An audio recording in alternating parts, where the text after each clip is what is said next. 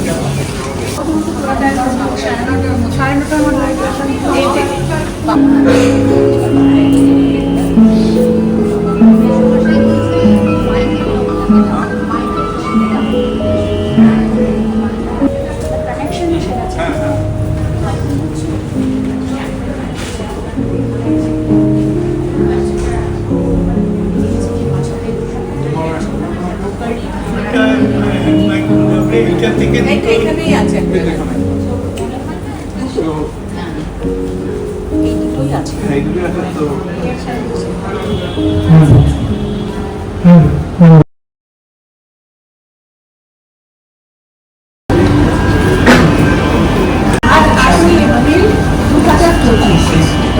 আমরা মিলিত হয়েছি এই সভাঘরে মিনা সাহা ও গণেন সাহার স্মৃতিচারণে এবং ভালোবাসায় গানে গড়িয়েছে।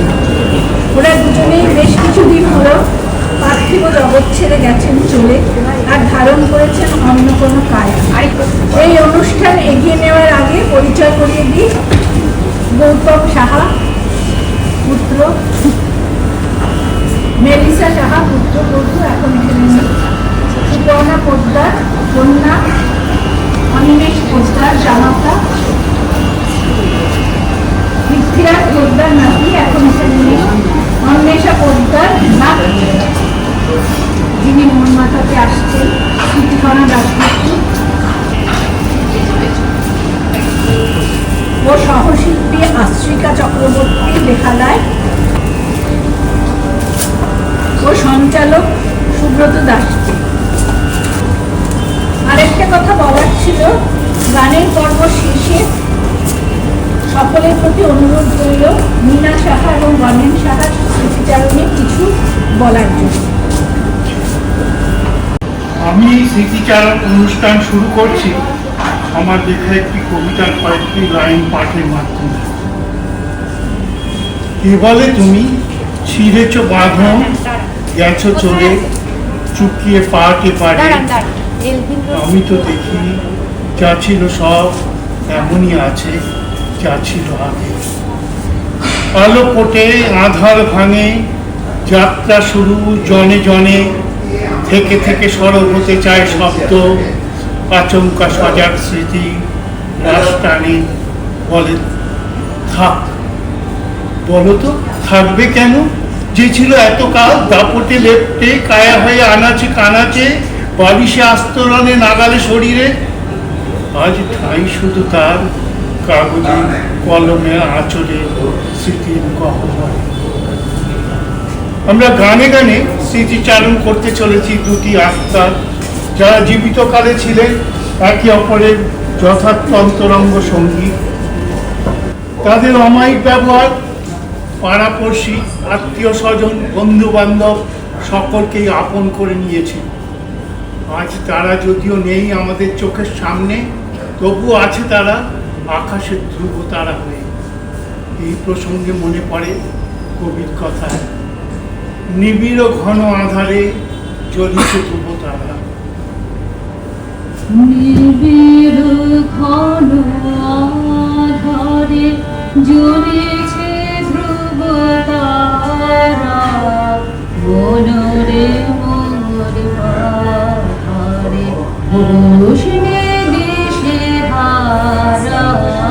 নিবিড় ঘন আধারে বিষাদে বয়ে ম্রিয়মান, বন্ধন করে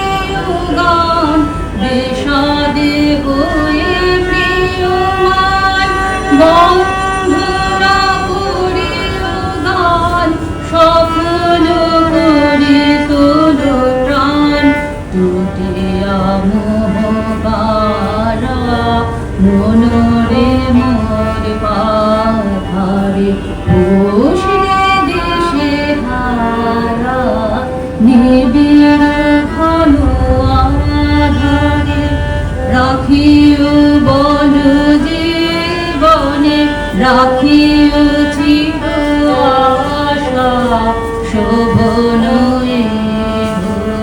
বনে রাখিও ভালোবাসা সংসারের সুখে দুঃখে চলিয়া যেও হাসি মুখে সংসারের সুখে দুঃখে চলিয়া যেও হাসি মুখে ভরিয়া সদা রেখো বুকে তাহারি সুধা ধারা মনোরে মোর পাধারে বসে দেশে হারা নিবিড় ঘন আধারে জ্বলিছে ধ্রুব তারা মনোরে মোর পাধারে বসে দেশে হারা নিবিড় ঘন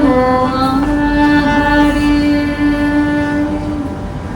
তোমাদের কায়াকে আমরা চোখে না দেখতে পেলেও তোমরা সর্বদাই রয়েছ আমাদের হৃদয়ের একান্তে ওখানে। তাই কবির কথায় তুমি রবে নীরবে হৃদয়ে মন। নীরবে নীরবে হৃদয়ে মম নীরবে নীরবে নিবিড় নিভৃত মা নিশিতি সম নীরবে নীরবে মম জীবন যৌবন মম অখিল সাধন মম জীবন যৌবন মম অখিল সাধন তুমি ভরিবে গো রবে নিশিথি সম তুমি রবে নীরবে। তোমাদের কায়া যদিও ছেড়ে গেছে এই মায়া জড়ানো পৃথিবী, তবুও তোমরা শুধু ছবিতেই নও, রয়েছ দিবারাত্রি আমাদের চোখের মনি। তাই কবির কথা তুমি কি কেবলই ছবি পটে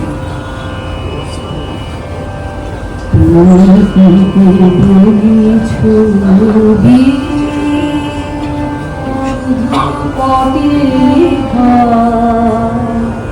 ওই যে সুদূর নিহারিকা যারা করে আছে আকাশের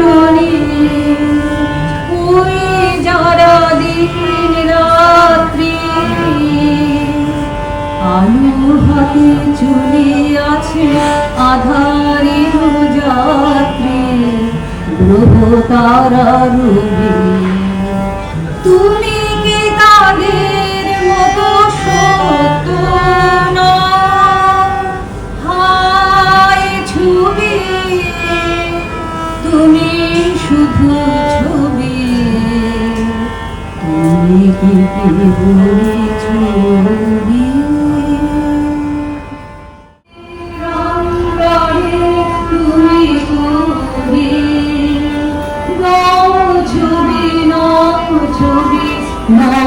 শুধু ছবি তুমি ছবি। এই পৃথিবীতে যেখানেই যায় দেখি কোথাও দুঃখ, কোথাও মৃত্যু, এর কোনো উচ্ছেদ নাই। তাই কবির কথা। তোমার অসীমে প্রাণ মন লোহে, যত দূরে আমি ভাই, কোথাও দুঃখ, কোথাও মৃত্যু, কোথাও বিচ্ছেদ না, তোমার অসীমে প্রাণ মন লোহে, যত দূরে আমি ধাই।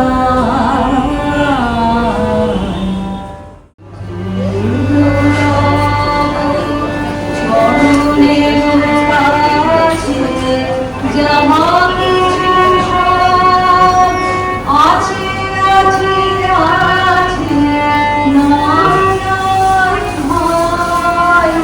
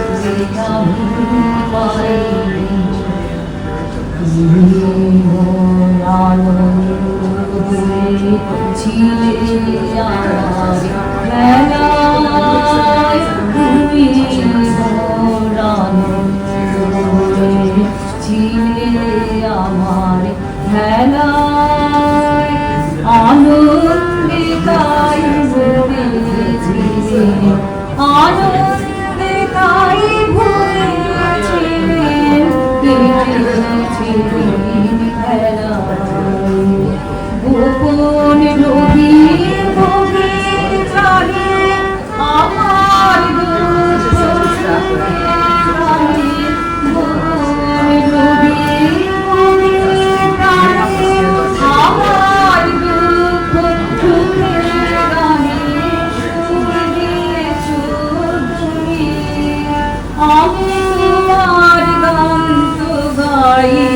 আমার দুনিয়ার মাঝে দেখতে আমি পাইনি তোমায়, দেখতে আমি পাইনি। তোমরা রয়েছ আমাদের হৃদয় জুড়ে। কবি রুদ্র মোহাম্মদ শাহিদুল্লাহর কথা আমার ভিতর বাহিরে, অন্তরে অন্তরে আছে।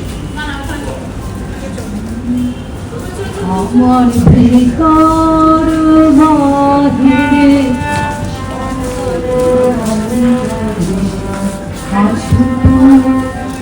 হৃদয় জুড়ে, আমার ভিতর বাহিরে অন্তরে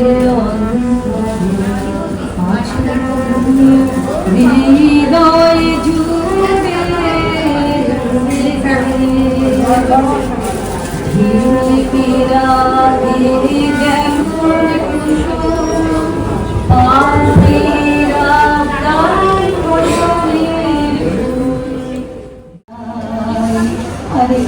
খাঁচার ভিতর আছি, পাখি কান্দে আসে যায়, মন তুই রইলি খাঁচার আসে, খাঁচা যেত কাঁচা বাসে, কোন দিন খাঁচা পড়বে খসে, কোন দিন খাঁচা পড়বে খসে, লালন কেঁদে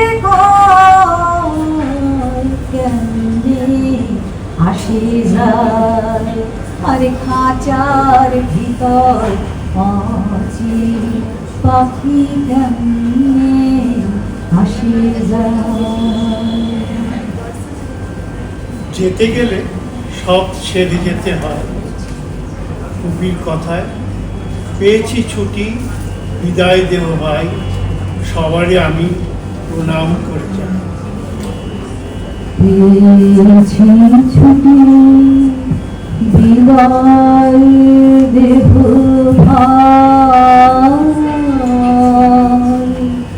সবারে আমি প্রণাম করে যাই। পেয়েছি ছুটি, বিদায় দেব ভাই, সবারে আমি প্রণাম করে যাই। হৃদয়ে দিল দ্বারের চাবি, রাখি না রে ঝড়ের দাবি, হৃদয়ে দিল দ্বারের চাবি, রাখি না আর ঘরের দাবি, করেছে ডাক শুনেছি আমি পাই, সবারে আমি প্রণাম করে যাই। পেয়েছি ছুটি, বিদায় দেহ ভাই, সবারে আমি প্রণাম করে যাই। অনেক দিন ছিলাম প্রতিবেশী, দিয়েছি যত নিয়েছি তার বেশি, অনেক দিন ছিলাম প্রতিবেশী, দিয়েছি যত নিয়েছি তার বেশি, প্রভাত হয়ে এসেছে রাতে, নিবিয়া গেল কোণের বাতি, প্রভাত হয়ে এসেছে রাতে, নিবিয়া গেল কোণের বাতি, পড়েছে ডাক চলেছি আমি সবারে আমি প্রণাম করে যাই। ছুটি, বিদায় দেব ভাই, সবারে আমি প্রণাম করে যাই। এবার আমার লেখা একটি কবিতা ওনাদের ছেড়ে যাওয়া পরিবারের পক্ষ থেকে ওনাদের আত্মার প্রতি নিবেদন করছি। আজও মনে পড়ে সময়ের অবসরে, এ পৃথিবী ছেড়ে তোমরা গেছো চলে, ওই নীল দিগন্ত পেরিয়ে আরো বহু দূরে, সন্মুখে সাকার নাই বা পেলাম দেখা, তোমরা রইলে না হয় পলকে পলকে, মনি হয়ে আমাদের চোখের কোলে, আবেগে অনুরাগে সুখে দুঃখে ছায়া হয়ে থেকো আমাদের পাশে, অনুভবে তোমাদের যেন পাই কাছে, দিনে রাতে শয়নে স্বপ্নে স্নেহের পরশ নিয়ে থেকো সময় জুড়ে সদাহাস্য সাজে, যেমনটা ছিলে বেড়ে ওঠার প্রতিপদে সেই ছোট্ট বেলার আতুর হতে স্বাবলম্বী যৌবন উত্তরণে। আত্মার বিবর্তনের কোনো বাঁকে যদি পারো চিনে নিতে আমাদের, পরিচয় দিও সবিস্তার, ভাবনায় টানতে কাছে তোমাদের ফেলে আসা জীবন। হাতে একটু সময় নিয়ে এসো, শুনবো তোমাদের বিচরণের বর্ণনা। আকাশে বাতাসে পাহাড়ে পাতালে সমুদ্রে গহন অরণ্যে মরুভূমিতে, যেমন করে শোনাতে তোমরা আমাদের ঘুমের ভেলায় ভাসিয়ে দিতে স্নেহের ছোঁয়ায় ছোঁয়ায় প্রতি রাতে। জন্ম জন্মান্তরে চাই চাই তোমাদেরই চাই, কখনো দুহিতা, কখনো জায়া, কখনো বা বুদ্ধ কিংবা স্বামী বেশে। থাকবে তো, থাকবে তো।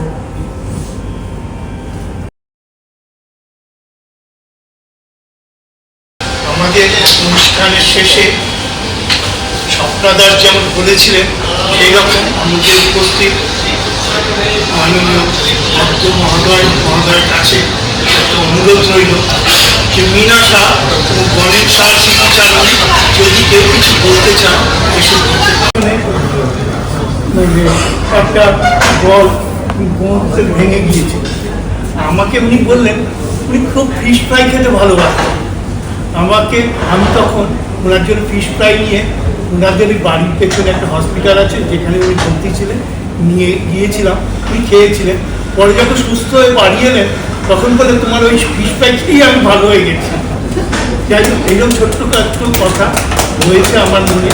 আর কারোর যদি কিছু বলার থাকে, কিছু বলা খুব ডিফিকাল্ট মা বাবার সম্বন্ধে, কারণ আপনারা বুঝতে পারছেন যে নিজের মা বাবার সম্বন্ধে কিছু বলা যায় না, মানে ফিল করা যায়।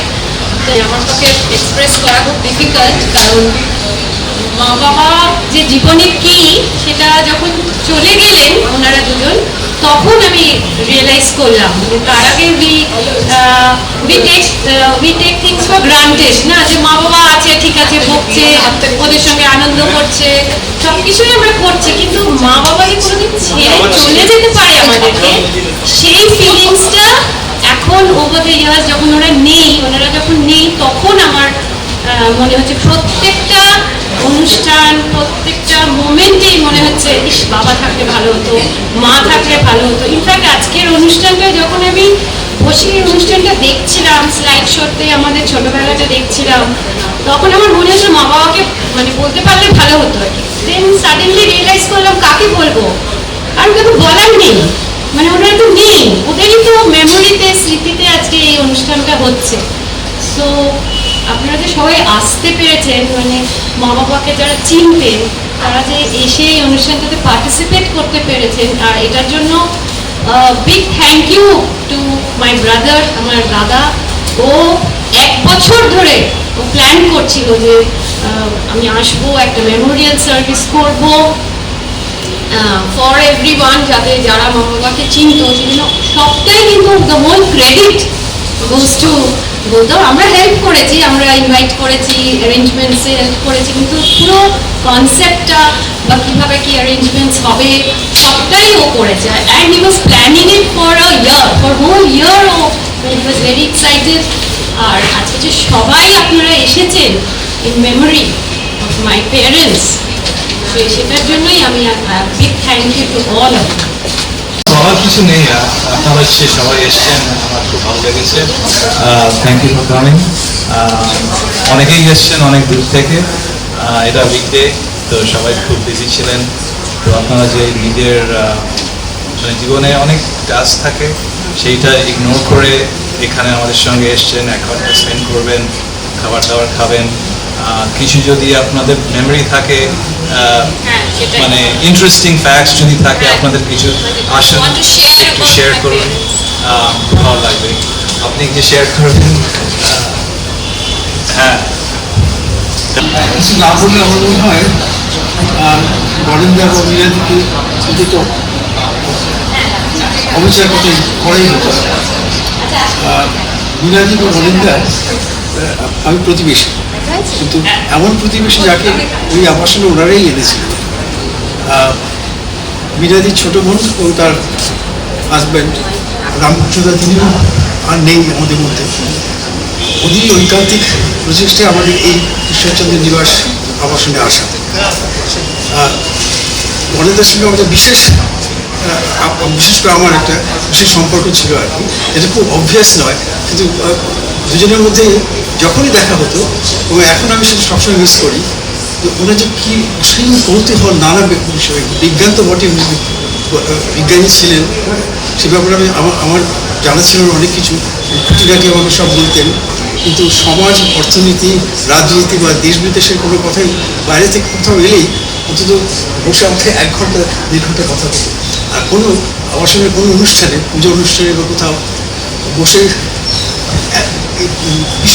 বিভিন্ন বিষয় নিয়ে আলোচনা হতো। আমি একটা জিনিস দেখতাম যে আমরা হয়তো ঠিক কোনো ব্যাপারে কোনো কমিটমেন্টের দিকে যেতাম না, কিন্তু উনি একটা নির্দিষ্ট ওনার একটা ধারণা ছিল যেটা তিনি পরিষ্কারভাবে সুস্পষ্টভাবে ব্যক্ত করতেন। এটা সবসময় মনে হতো আজ তো নেই, কালের নিয়মে তো যেতেই হয়, কিন্তু কোথায় যেন একটা বেদনা থেকে যায়, একটা কষ্ট, একটা দুঃখ থেকে যায়। আমি বাইরে বেরোলে আমাদের আবাসনের যে চত্বরের যে মাঠ বেরোলেই মনে হয় যে গণেশদার সঙ্গে যদি একবার দেখা হতো, আবার বিভিন্ন বিষয় নিয়ে কথা বলা যেত। এটা সবসময় আমি মিস করি। ওদের দুজনের প্রতি আমার আন্তরিক শ্রদ্ধা থাকুন, শান্তিতে থাকুন। নমস্কার, আমি আমার বর্দার ভাই। আমরা জ্যাঠতো 3 ভাই ছিল, বর্দা, মেজদা, ছোটদা। তারপরে আমরা 2জন ছিলাম, আমি আর আমার ছোট ভাই। আমার নাম শঙ্কর, ছোট ভাইয়ের নাম সৌমেন। আমরা জয়েন্ট ফ্যামিলি ছিলাম।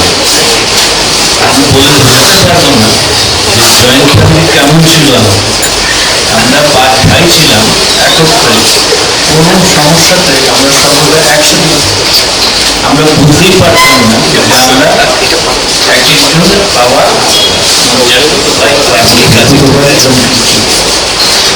যাই হোক, বর্দার কথা অনেক মনে পড়ে। বর্দার যখন বিয়ে হয়েছিল আমি খুব ছোট।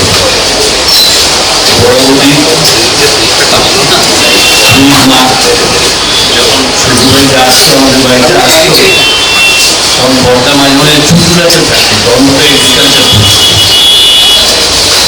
বড় বৌদির নতুন মানুষ, ছেলে মানুষ, একা যাচ্ছে পারবে, সাথে আমি আগে পিনু যে বসে আছে, আমাদের দুজনের কথা হতো। আজকে আমি শুনেছি, কালকে ভেবেই ফেলেছি কিছুতেই আমাকে ছাড়বে। আবার তার পরের দিন হয়ে গেল, পিনুকে বললাম না আজকে তোমার লেট হয়, আজকে আমার। এরকম ভাবে ছোটবেলাটা কেটেছে।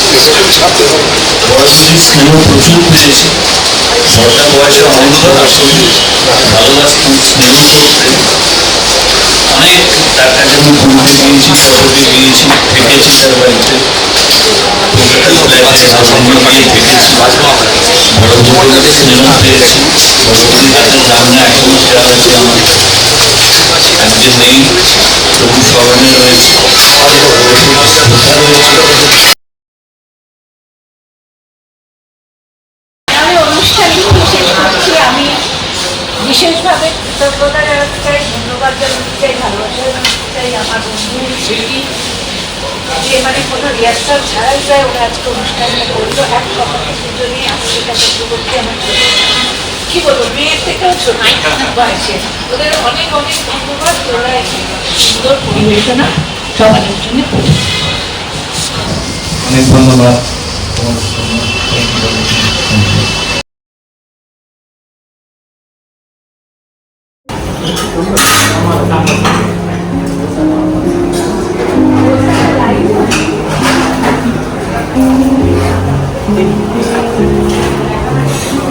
আমাকে একটা মাছ